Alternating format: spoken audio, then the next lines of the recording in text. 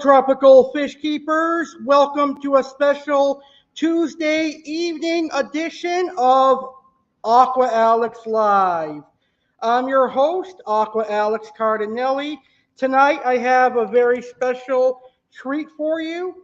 I'm going to have a special guest on Aqua Alex Live. He's been a guest on my show a couple of times last year, and this is going to be his very first appearance on Aqua Alex Live here in 2022. And I'm very excited to have him on our video today. You guys may know him as Payton from YouTube channel PF Fishing. Payton, how are you doing today, sir? Thank you so much for being here. How you doing? Pretty good, doing well.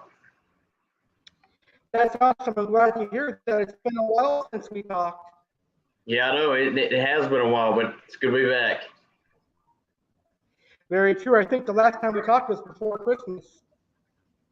Yeah, it's definitely been a few months. We were on a pretty consistent streak of kind of doing an interview about once a month, but just kind of got busy. Yeah, that's true. The holidays and stuff make everyone busy. Yeah, that's right.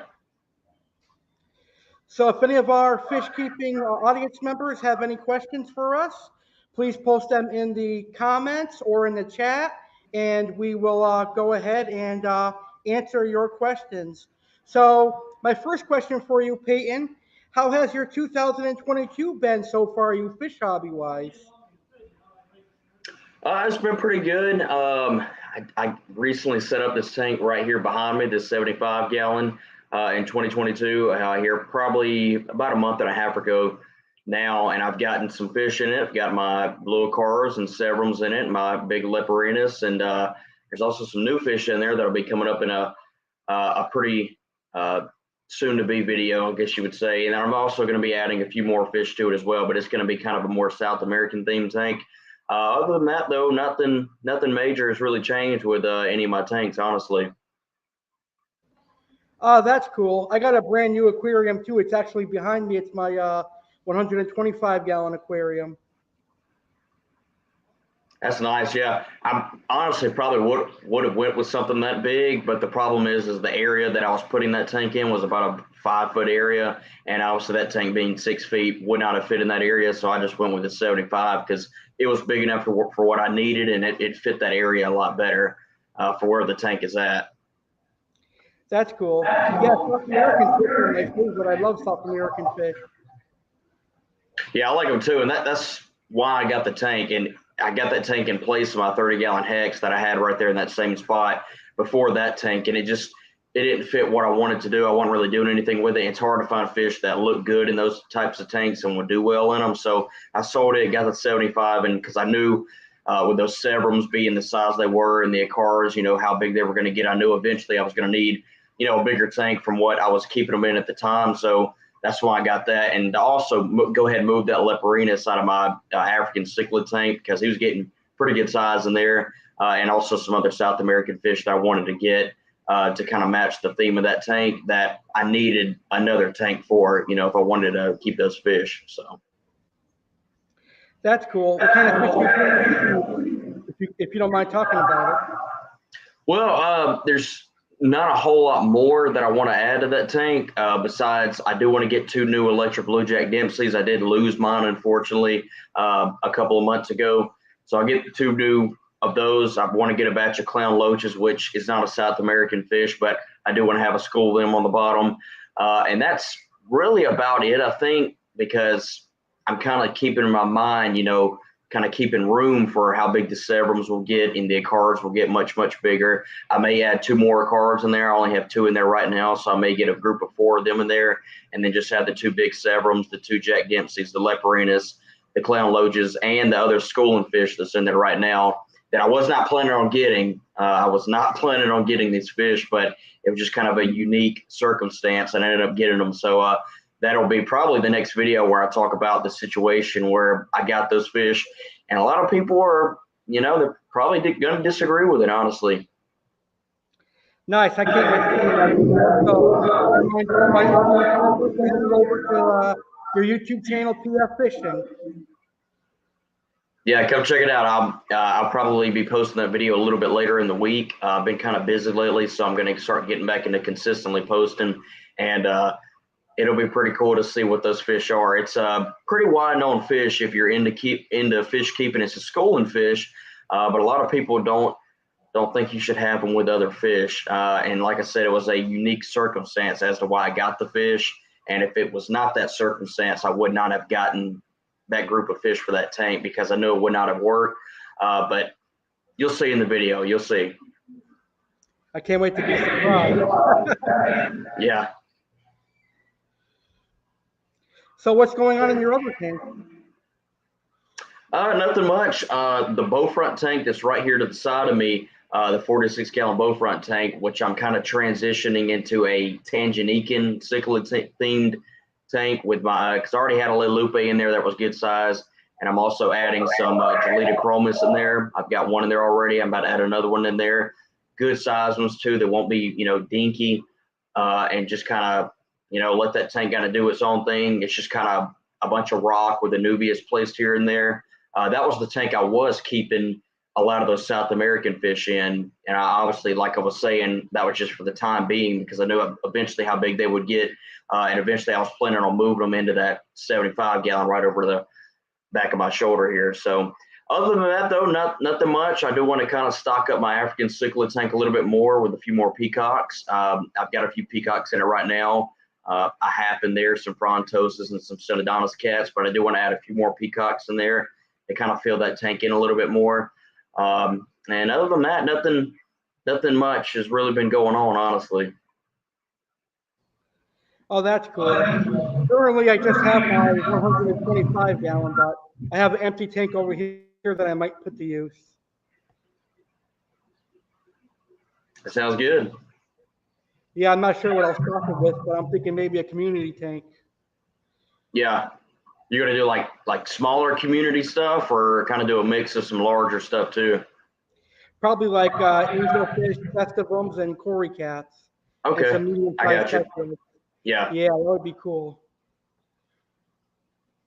cool. I'm pretty much all South American in my aquariums.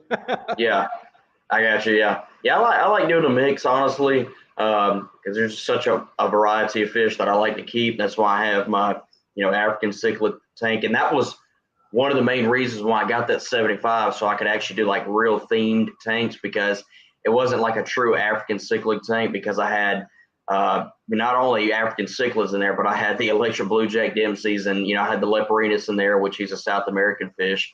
So it wasn't really an African cichlid tank, and now it is that. And with, like I said, the bow front tank, I want to do it all just Tanganikans and mainly just Lelupe and Gelita chromis. And then obviously the South American tank will be that one right here behind me. So that's kind of what I like to do. And then I also have a pea puffer tank as well, which is a 20 long planted. It's honestly one of my favorite tanks. The look of the tank, it's kind of starting to come together finally now. I had to add some Siamese flying fox in there to kind of clean up some fuzz algae I was getting on a lot of the plants, because that stuff it's so hard to get rid of because it just gets everywhere and it gets stuck onto the plants, and you can't really pull it off without actually, damaging the plant. But those flying fox, they know how to eat around it, and they won't actually eat the plant. So added some of them in there, and 2 weeks later, it's all gone, and they're already growing. So I really like that tank. I want to add a few more Cardinal tetras in there, which I already have some in there right now, but it's hard to find actually good Cardinal tetras that don't crap out, so it's kind of a struggle to find those, but I do want to add a few more of them, and that's pretty much it for that tank as well. Nice. Cardinal tetras are pretty cool. Yeah, I like them. Really, really just a beautiful South American fish, kind of like a step up from just a basic neon, basically. But like I said, the only issue is it's hard to find good ones. But I will say, if you can get a batch and you get them eating good and you get them in there thriving and they like your water, they honestly turn out to be a really, really easy fish to care for. They're not hard at all to keep if you can find a good batch of them. They like softer water, which the area that I live in is not super soft. And I think that's part of the reason why they don't do well in my water, at least when I get new ones. Now, the 3 that I've had now for several months, they are bulletproof. They are big, colorful, fat, and healthy. And like I said, they're honestly a really easy fish to keep if they like your water and you get a good batch of them. Have you ever heard of the Amazon Blackwater extract? The what now? The Amazon Blackwater extract, it like helps replicate natural water from South America. I think C-Chem makes it. No, I don't think so, actually. I'm familiar with a lot of C-Chem's products because of the store that I work at. We carry a lot of their stuff, but I'm not familiar with that product, actually, no. Yeah, it's like an Amazon River water extract. I forgot where I got it from, but I have it here somewhere. Yeah, I use it yeah, every now and then. right. Yeah, the South Americans, and that I think that's another reason why a lot of people don't like mixing, South Americans with African fish, is because the pH difference. The African cichlids, they like a really high pH, especially some of the Tanganicans. But even the peacocks and the haps, they tend to like it on the higher side, and a lot of your South Americans just don't like that.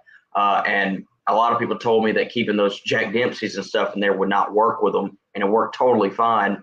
The biggest thing is finding a balance, and I would keep that tank around 7.6, which is, not low enough to where the peacocks don't like it. So they were still thriving in really, really well. But it's also not too high to where the Jack Dempseys didn't like it as well. So kind of finding that median, but it's also, you got to be doing consistent water changes too to keep it right there. But I also wouldn't buffer the tank all that much because it would kind of raise it a little higher than what the South American fish would like it. But now that, like I said, it's just all African fish, I don't really have to worry about that anymore. That's cool. Africans are beautiful when they're still alive. Yeah, some of them definitely can be, and that's another reason why I want to add more peacocks to that tank, is because you've always got an alpha male in there. But if you can get a higher stock of them and they're all around the same size, and they're all pretty dominant males, you usually don't have as much of aggression out of those one or two. Every once in a while they're going to you might have one or two that get into it, but you don't have those one or two fish that are controlling every fish in the tank and making them hide and getting territorial. But you do start getting that issue a lot of the times when you only have 3 or 4 or 5 of them in there. One of them's going to take over, and you take him out, and one behind him is going to take over. So that's why it's important to keep a higher stock of those African cichlids, especially the peacocks and the mbunas, because you're going to get a ton of aggression out of one or two fish if you don't do that. But you having a higher population of them in there, you usually don't have as much aggression out of just one or two particular fish. That's cool. I have a couple of African cichlids behind me, but they're just catfish. Yeah, yeah. There's a couple of Synodontis decoris and some featherfin Synodontis in there. Yeah, I've got 2 featherfin Synodontis in the African cichlid tank over there, and man, one of them, he just stays as fat as can be. Oh my gosh, he comes up there, and it's so funny to watch them because they're so chill during the daytime. They just kind of hang out upside down. I've got mangrove roots in there, and they just kind of hang out. They just kind of sit and idle. But man, when it's feeding time, they go nuts, and especially that one that's slightly bigger. He's all up in with the peacocks, eating upside down and just trying to get as many pellets as possible. It's crazy to watch. That's pretty cool. Shout out to Steve Aquatics on the house. Steve says, I just ordered 100 cardinal tetras from a great source right here in Florida. And it's been 2.5 weeks that I haven't lost one, and they look terrific. Wow, that's a huge success rate. Oh my goodness, 100. Wow. But I will say this, whenever we get cardinal tetras in at the store, it can be from two different things. Okay. It can be from the Florida Cardinals, or it can be from those captive raised Cardinals. And a lot of the times those Florida.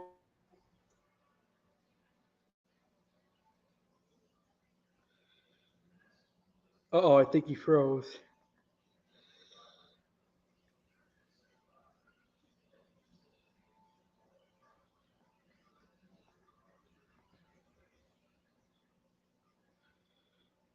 Huh, that's strange. Those other captive raised ones do. So it's good to see, but that's honestly a bit surprising that you haven't lost a single one of them. But man, that's a lot. That is a lot.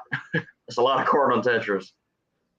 That's true. You froze for a second there. I probably lost you for a minute.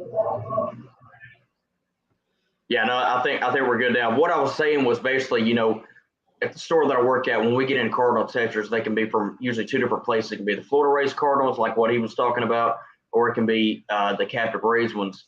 And typically those Florida cardinals tend to do a whole lot better from what we've noticed. They tend to like our water a lot better at the store. And that's here. Nice.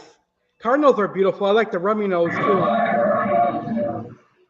Yeah, the Romanos are cool, and they can be another one that can be kind of hard. It can be kind of iffy, you know, as far as do they like your water or not. So they're kind of similar to the Cardinals and, you know, some of the other little small nano South American fish when it comes to that kind of thing. That's cool. So have you guys got any cool trade-ins or cool arrivals at your shop?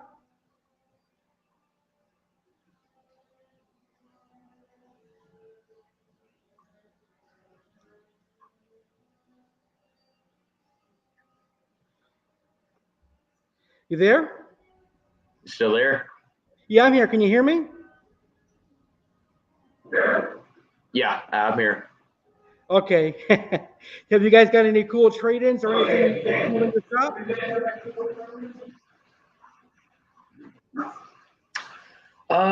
Let's see. We've had a few people bring in some really nice Jack Dempseys. We had a couple Red Devils come in. We had, let's see what else. The fish that I got in this tank right behind me, they were actually a trade in. We've had a few real nice big blood parrots come in. Let's see what else. We had a couple of peacocks come in that were, you know, pretty nice looking. I think that's about it, at least recently that I can think of. When I go in Thursday, I'll see what's there new. That's cool. It must be fun seeing some trade-ins come in when you're working. Yeah, you know, and I've talked about this before. You don't know what, you know, somebody's going to bring in, but you know, some of the common things for like big plecos, big Oscars, like we had two longfin Oscars come in a few weeks back, and that is a fish that I think looks horrible, like it looks ugly a lot of the times. But these two in particular, they actually were really, really nice. And when the people were still in the store, and they're a consistent group of customers. They come in, you know, kind of pretty consistently. They actually will bring us some small lemon cichlids pretty often, or in the little Kenya cichlids because they have them breeding. But they brought us those two, a tiger and albino. And actually, when they were still in the store, I was already waiting on a customer, and she was looking for some larger fish, and I was showing her a big green severum and a red devil and whatnot. And then and those came in, and she got one of them longfin Oscars after being in the tank for like 10 minutes. So that was pretty cool to see. But those two in particular are actually two really nice looking longfin Oscars. But yeah, Oscars, we don't get as many Pacus as we used to. We used to get a lot of big Pacus traded in. Pleco's real common, red devil's real common, Jack Dempsey's really common.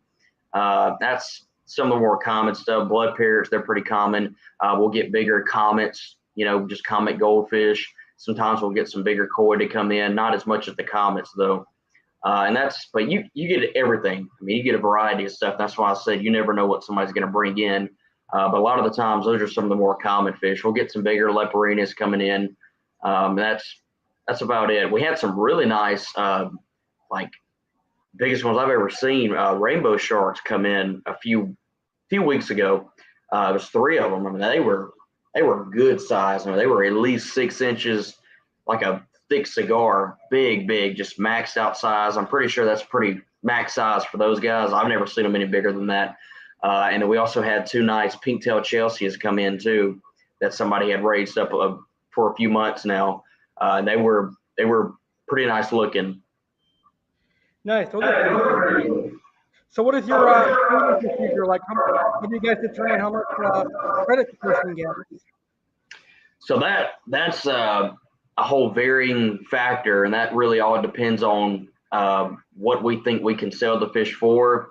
And that's like, you know, I leave all that stuff up to my boss. He makes all those decisions.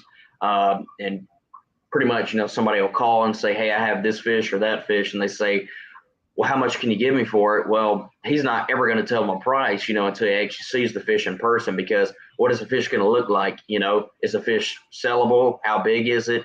Is it really aggressive? Are the fins all intact? All those things play a role into, how much we can give a person. Like I said, that comes down to how much we think we could sell the fish, for. And typically it's going to be somewhere around half of what we're going to end up selling that fish for. So, for example, if somebody brings in a fully, a pretty close to full grown tiger Oscar or something, something really common like that, and it looks really nice, has good color, we can usually sell that fish for about $75. Okay. So we're going to give them somewhere, around 30 or $35, somewhere around there. And typically he likes to give people store credit. So, they buy a fish or two or buy several fish, and, we just knock off that amount of money off of those fish. Because typically they're going to get more store credit value than actual cash. And that's what most people go with anyway. So it usually works out pretty well. That's true. So, I know a lot of people when they're looking for a home stuff, they always try to upsell their stuff. Has anyone tried to argue with their store credit? Most of the time people are pretty understanding because most people don't have an idea of what the fish is worth. But most of the time people are pretty understanding. I think there's probably been a couple of times where people have wanted a little bit more, or like where people have wanted cash instead, and we try to lead them to more towards store credit because, like I said, they get more value that way. But most of the time people are pretty willing to take up on the offer that we give them. So. That's cool. Yeah, up here people try to sell Oscar for $100 and stuff. I just laugh every time I see that. Yeah. The most we usually will go is like 75, and that is usually for a really, really nice Oscar. Whether it be tiger, albino, or red Oscar, whatever. It's going to be pretty good size. Going to have good color. Going to have good fins, and that's about 75 is the most we're usually going to sell an Oscar for. So. That's cool. So Steve says his Cardinale pictures are well. What's that? Steve says his 100 Cardinale pictures are well caught. Yeah, did I say captive raised earlier? Yeah, I think so. That's what I meant to say. I meant to say the Florida Cardinals or the wild caught ones. That's what I meant to say. Everything is so captive raised now that it's programmed in my mind to say, are they Florida raised or are they captive raised? What I meant to say is those Florida raised Cardinals typically are the better ones, and not what they call Florida Cardinals. Those are typically the ones that are end up being a better batch versus the ones that are wild caught. Those seem to do a whole lot better in our water because at our store we have harder water typically. And for some reason, those Florida Cardinals tend to prefer that water a little bit better and tend to do a little bit better in that water than those wild caught ones do. That's what I meant to say. I'm like I said, everything is there's so many things that are captive raised now, especially on the freshwater side, that there's not very many things that are still being wild caught, at least that we carry. But that's what I meant to say. Those Florida Cardinals typically are the better ones, are the ones that tend to do better, at least in the water where we're at. Yeah, you're right. At least freshwater fish are captive bred. Yeah, honestly, I don't know what the exact percentage is because, like I said, it depends on what fish you're talking about exactly. Because obviously not every store is going to carry every single type of freshwater fish that there is. But for most of the common stuff, a lot of that stuff is being captive raised now. One, because it's going to be a whole lot easier, and that's just what they're going more towards now. And that way they don't have to pull as much stuff out of the wild in any way and, mess with those kind of populations. True. So, Steve, freshwater tropicals in Meat Acres, Florida. Okay. Well, I haven't heard of them, but I'll definitely check them out. Yeah, I think I've heard of him before. It sounds like he's like 4 hours from me. Cool. Yeah, I think he might be known as Snook 21 on Aquabid. Okay, I got you. Yeah, Aquabid is old. Yeah, Aquabid is it's something. It's at least a decade, more than a decade old. It's been since I was a kid. Yeah, a lot of like our customers that are really into fish keeping, they're on Aquabid quite a lot. They tell us all about it. So Yeah, nowadays it's more for common community fish. There's not that many monster fish on there, but back when I was a kid, there was a lot of monster fish available on Aquabid. yeah, yep. Yeah, you can find some cool stuff on there, that's for sure. I don't get on there too much, but every once in a while I see some nice stuff on there. That's true. That's cool. So, do you have any plans on getting new fish anytime soon? What's that? Any plans for some new fish? Well, besides the electric blue jack Dempsey's, to replace mine that I unfortunately lost after like 3 years now, that I'll be getting for the South American tank, the clown loaches. Other than that, nothing really in particular. Besides, like I said, a few more peacocks for the African cichlid tank, a few more Tanganicans. Like I said, really just Leilupe and Gelita chromis for this Beaufront tank, and that's really about it, honestly. Most of my other tanks are pretty right where I want them to be fish wise, stock wise, especially like the ponds outside with the fish that I've added into them, like the 800-gallon pond. It's kind of where I want it to be stock wise. I am thinking about adding another Oscar in there. I have a tiger Oscar in there right now. Thinking about adding maybe an albino Oscar that's around his same size. Like whenever we get a trade in of one or two at the store that look really nice, might get another one of them. And I'm thinking about maybe getting another big peacock bass as well out there. So I still have my big one out there that's, pushing probably 18 or 19 inches. He's pretty good size, the largest fish in the pond, actually. So I'm thinking about maybe adding one more peacock in there and definitely probably another Oscar. And that's pretty much it for that pond. But yeah, that's pretty much it, honestly. Like I said, a lot of my tanks are kind of where I want them to be fish-wise. So. Nice. I got a couple of 125, like a Gatnord and some more catfish. Yeah, Gatnords are cool. We had somebody bring one. It's been a little while now, but that's a fish you don't hardly ever see. It's not a fish that we stock. It's just kind of an oddball fish, kind of hard to get your hands on. But we had somebody bring one in. I remember that. That's been probably about a year ago now. And that, if someone brought in a really good size one, that could be a fish that I would consider maybe putting out into the 800-gallon pond. But it's not a fish that I'm going to, target for the pond. Yeah, they're pretty good. Yeah, they are. And one fish that I'm thinking about maybe doing in the other pond, 300-gallon pond, it would be obviously temporary because of how big they do get.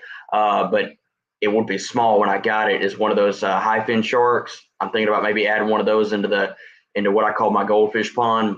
I think it would do really well in that pond. And then once it, got big enough around, 12, 15 inches, something like that, I'd take it out of there and move it into the 800-gallon pond because it'd be big enough then. Obviously when I first got it, it's probably only going to be 3 to 4 to 5 inches, and that's going to get eaten if it goes into the 800-gallon pond. So, but that's one oddball fish I'm thinking about maybe doing in the 300. Oh, that's pretty cool. Yeah, they get huge though. So, like really, really big. So. Do you mind if we take a quick commercial break? Totally fine. Okay, we'll be right back, folks.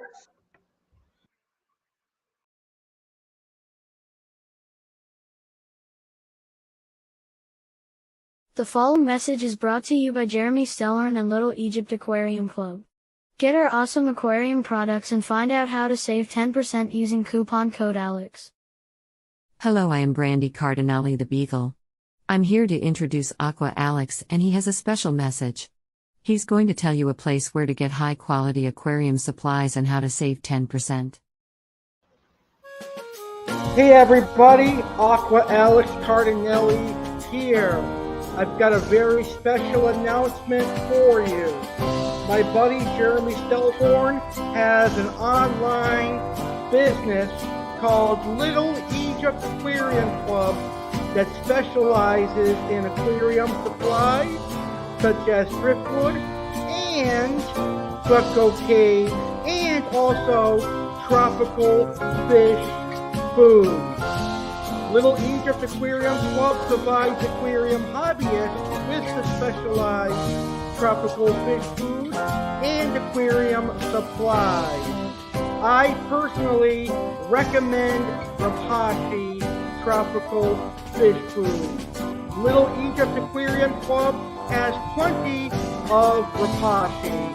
You can find Rapashi Community Plus for all your community fish, and you can even find Rapashi Morningwood for your royal plecos and your Panacu plecos that need wood in their diet. LittleEgyptAquariumClub.com, your home for all sorts of aquarium supplies and tropical fish food. Be like Aqua Alex and purchase Rapashi for your aquarium fish. I have predatory fish, and even they themselves love Rapashi. And get this, I, Aqua Alex Cardinale, love saving money when I buy quality aquarium products. I'm here to help you save money. So when you purchase from LittleEgyptAquariumClub.com, I'm going to give you a discount code so that you can save 10%. All you need to do at checkout is use coupon code ALEX to save 10% on your order. That's right, to save 10% on your order, just use coupon code ALEX. LittleEgyptAquariumClub.com. Every purchase helps Aqua Alex, and it will help you as well. So go to LittleEgyptAquariumClub.com, place an order, and use the coupon code ALEX to get 10% off. Now, back to the Tropical Fish Chat. Alrighty, welcome back to a special episode of Aqua Alex Live. Today I am doing a fun interview with my friend and fellow tropical fish keeping YouTuber, PF Fishing. So let's get right back to our interview, and I'll bring my friend back on. So, Payton, I know that you go fishing as well, right? Yeah, I do, and I'm about to really get back into that. I'm letting it's starting to really warm back up here where I live, so it's going to be fun to get back into that. So that's going to be really fun. I'm excited to get back into it. I was really trying to wait for it to really warm back up, and now that it's starting to get like that, the highs are starting to get more back into the 70s and the 80s pretty consistently every day. So that's really, really good for fishing. That's pretty cool. So what do you usually catch? There's really nothing that I target in particular as a whole. I might go out to a particular place and say, okay, I'm going to be targeting this, this, and that. But it's really not like I don't, specialize in bass fishing like what a lot of, fishermen go for. I have a lot of friends that do that, and that's just kind of what they do, and that's all they do for the most part. But I have a fishing pond in my backyard, and we have it stocked with largemouth bass, bluegill, channel cats. There's also an alligator gar in there, and some big grass carp. I have the big koi out there. And obviously the koi and some other stuff out there are off limits, obviously, but there's a ton of really, really nice big copper-nosed bluegill in that pond. They're pretty fun to catch because they're so easy to catch, and they put up a good fight for how big they are for their size because they're not a very big fish. Bass fishing's fun, but it's just not something that I only want to do. I like catfishing a lot. We have some really nice channel cats in our pond, and also like going to one of our rivers by our house and fishing at the dam. That's pretty fun because there's a variety of fish that you can catch there using, usually just like shiners, just a live bait. You can catch some big gar out there, big drum, striped bass, catfish, all kinds of stuff. Then I also like doing some saltwater fish as well. I'm about, 3.5 hours from the Gulf Coast. So whenever we take trips down there, I do try and do some saltwater fishing while I'm out there. And you can catch an even bigger variety when you're doing that. Yeah, that's pretty cool. Saltwater fishing is a lot of fun. Have you ever caught any sharks? Oh, absolutely. Yeah. I've caught some black tip sharks before. That's really the only species. Caught one black nose shark as well. But the black tips, they're pretty fun to catch. They're high energy. They don't get super huge, but they're also one of the sharks that you can eat. They actually have very good tasting meat, and are not some of those, like some of the bull sharks and the tiger sharks. You can't really eat them, especially since they get so large. You can eat them. Their meat doesn't taste very well. But some of those black tips, they have some really good meat actually. If you cook it just right, blackened is probably the best way to do it. But also you could, kind of sear it in a pan or bake it as well, and it's actually really good. That sounds good. So, what would your tips be for somebody that's new to fishing?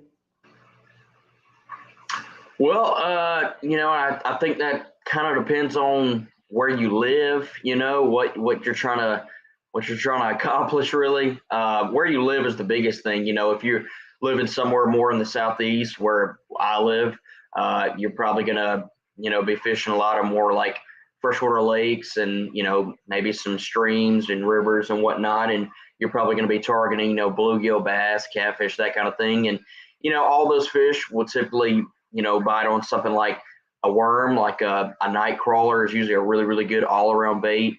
Crickets are pretty popular, but I'd say a night crawler because there's so many things that will actually eat that. Small hooks. Don't go all out on the gear, and just kind of ease your way into it. The longer you do it, the more experience you get. The more things you learn about it, and you kind of adjust. That's very well said. I agree with you on that. Yeah, fishing's fun. Like I said, it really just depends on where you're at. I couldn't tell you a whole lot, honestly, about fishing up in the north because it's totally different from fishing down in the south. And obviously, saltwater fishing's a whole lot different as well. But like I said, light tackle, night crawler, small hook. That's gonna get you on the right path, especially if you're anywhere in the south. Really anywhere though, honestly, because there's so many things, like I said, that will hit on a night crawler. It's been years since I've gone fishing. Really? Yeah, I definitely got to go up here because we have a lot of invasives, and I'd love to catch them. Yeah, down around where you're at, you've got some exotics out there that actually live there, like peacock bass, Oscars, all kinds of other cichlids and whatnot. So that's pretty cool. Here we're a little too far north up here for them to survive our little bit colder winters than what you guys have down there in South Florida. So, but you definitely have some exotics out there. Those snakeheads, they can get pretty rowdy down there. I've heard about them, so. Yeah, that's pretty cool. I'd love to go fishing for some snakeheads and peacock bass, and I'll have to film it for my YouTube. Yeah, and pacus are down there. I've seen people catch red-tailed catfish, tiger shovel-nosed catfish, all fish that should not be down there, but are down there and are definitely there. But yeah, definitely there's a lot of peacock bass, probably a good amount of Oscars down there, and but they look different. The Oscars down there that are out there in the wild, they're different looking a lot of the times than the ones that we often see in aquariums. Yeah, that's very true. Some of them are great, actually looking compared to the aquarium ones. Yeah, they're usually a lot darker colored. Some of them do, but a lot of them don't have as much color either. Especially if you find out like most oysters that are really well taken care of and fed a really good diet in an aquarium, going to have a lot of color. And a lot of those wild caught oysters, they don't seem to have quite as much color in them, like bright reds and oranges and whatnot. But they definitely look a little bit different.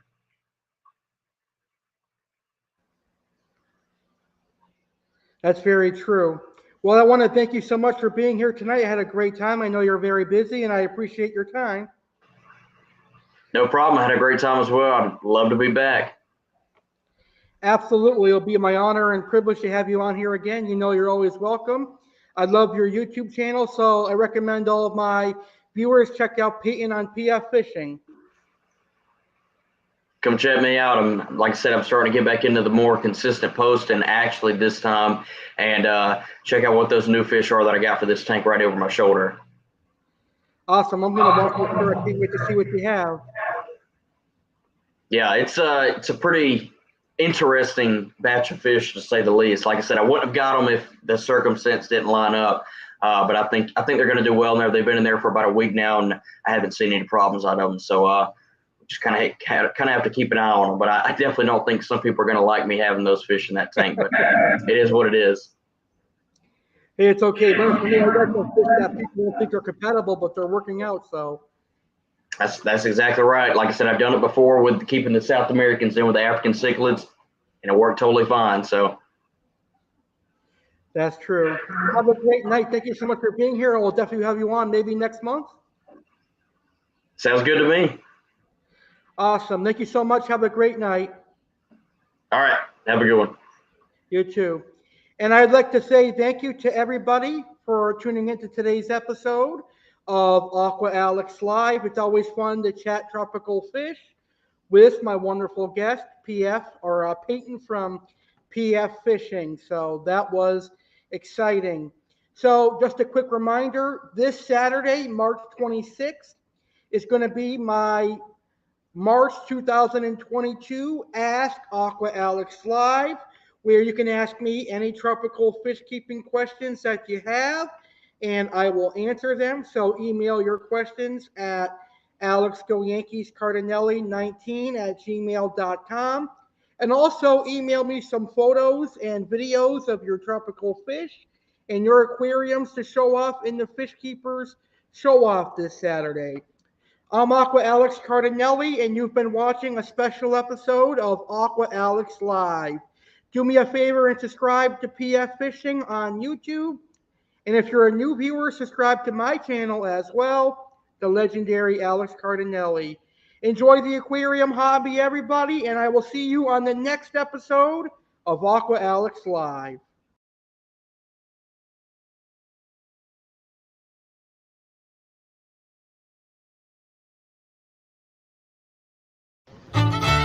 Hey Fish Keepers, Aqua Alex Cardinale here, inviting you to the best fish keeping video of March 2022. I'm inviting you to be a part of my 8th Fish Keepers Q&A. Come be a part of March 2022 Ask Aqua Alex Live, where you can ask me any fish keeping questions you have, whether they are freshwater or saltwater. I will answer all of your questions. As a matter of fact, I find it personally rewarding and satisfying to be able to answer your tropical fish keeping questions. I like a good challenge, so ask me any fish keeping questions you can think of, and I will answer them on the March 2022 Fish Keepers Q&A. Email your tropical fish keeping questions to alexgoyankiescardinale19@gmail.com. I will answer all aquarium related questions, whether they are freshwater or saltwater, so get them sent in right now. The Fish Keepers Q&A is going to air live Saturday, March 26, 2022 at 10 p.m. Eastern, 7 p.m. Pacific. So please try and get your questions in by March 25th. Also, last month we debuted a segment where I react to other fish keepers' tropical fish photos and videos of your aquarium. We are going to continue that amazing trend. So, send photos and videos of your aquarium and tropical fish to alexgoyankiescardinale19@gmail.com. I'd love to show off your fish and your aquarium.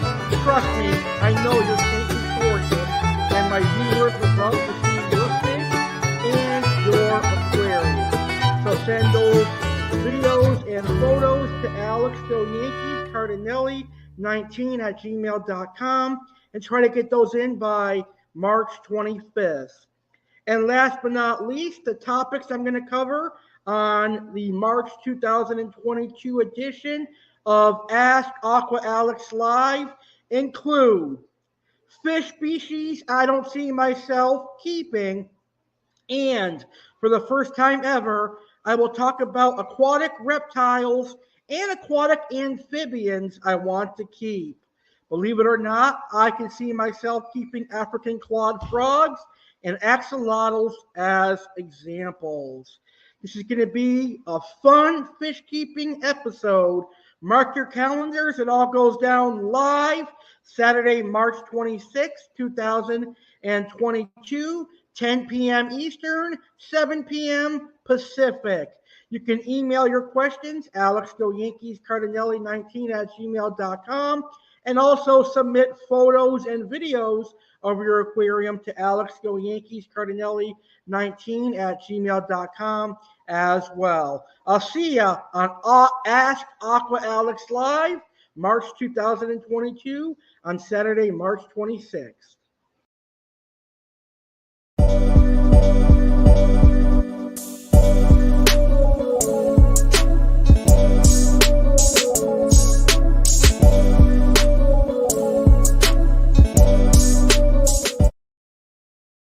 Saturday, April 16, 2022, the Easter Bunny Alex Cardinale gets released. Come celebrate Easter 2022 with Easter Bunny Alex. The Easter Bunny is going to host the very first Easter 2022 bash. What will Chef Alex cook and bake? Will Aqua Alex make an appearance? What will the Easter Bunny have in store? Find out on Saturday, April 16, 2022 at 10 p.m. Eastern, 7 p.m. Pacific on the legendary Alex Cardinale YouTube channel. Happy Easter! Go get your chocolate Easter bunnies and candy now before it's too late.